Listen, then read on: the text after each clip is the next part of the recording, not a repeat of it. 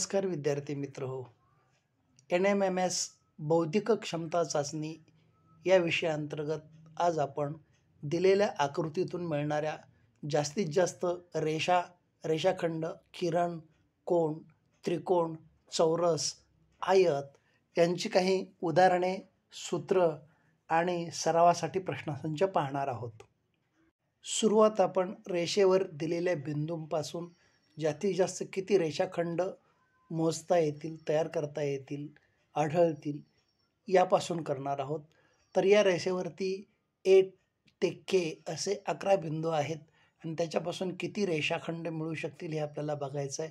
आणि यासाठी आपण सूत्र वापरणार आहोत n(n-1)/2. n म्हणजे बिंदूंची संख्या. या रेषेवर 11 बिंदूंची संख्या आहे म्हणून 11 गुणिले 11-1 म्हणजे 10/2. 11-10 110/2 म्हणजे 55. दिलेल्या आकृतीमध्ये जास्तीत जास्त 55 रेषाखंड मिळू शकतील. या दुसऱ्या उदाहरणात उभ्या 4 आणि आडव्या 2 अशा 6 रेषा आहेत आणि प्रत्येक रेषेवर 4-4 बिंदू आहेत. जर आपण पहिल्या रेषेचा विचार केला तर पहिल्या रेषेमध्ये सूत्राप्रमाणे n म्हणजे बिंदूंची संख्या 4, कंसात 4-1/2 म्हणजेच 4 गुणिले 3/2. याप्रमाणे आपल्याला 6 रेषाखंड मिळतील. याचप्रमाणे 2, 3, 4, 5 आणि 6 या सर्व रेषावरती 6 रेषाखंड मिळतील आणि या सर्व रेषाखंडांची बेरीज केली तर 36 रेषाखंड असं उत्तर येईल. स्पष्टीकरणाबरोबरच आपण सरावही घेणार आहोत. आज 24 प्रश्न विचारले जाणार आहेत म्हणून विद्यार्थी मित्र आपल्या वहीमध्ये 1 ते 24 हे अंक नोंदा, प्रश्न क्रमांक नोंदा आणि जसे प्रश्न येतील तसे प्रश्नांची उत्तरं लिहित चला. आणि शेवटच्या भागामध्ये, या व्हिडिओच्या शेवटच्या भागामध्ये दिलेल्या उत्तर सूचीशी आपली उत्तरं पडताळून बघा.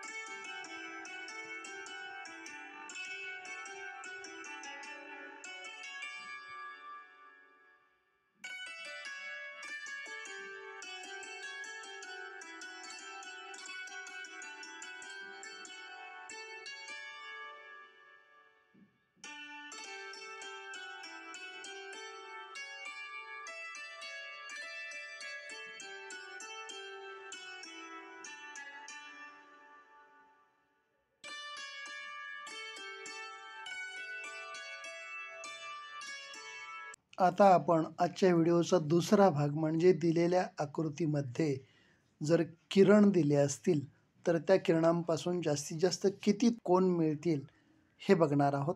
याची उदाहरणं आणि स्पष्टीकरण किंवा सूत्र बघणार आहोत. सर्व किरणांचा उगम बिंदू 1 असेल तरच आपल्याला त्या किरणांपासून कोन तयार करता येतील किंवा आपल्याला तो कोन मिळतील. या आकृतीमध्ये 4 किरण आहेत आणि सूत्राप्रमाणे n(n-1)/2 n म्हणजे आकृतीतील किरणांची संख्या म्हणून 4(4-1/2 म्हणजेच 4×3/2 आणि उत्तर येईल 12/2 म्हणजेच 6.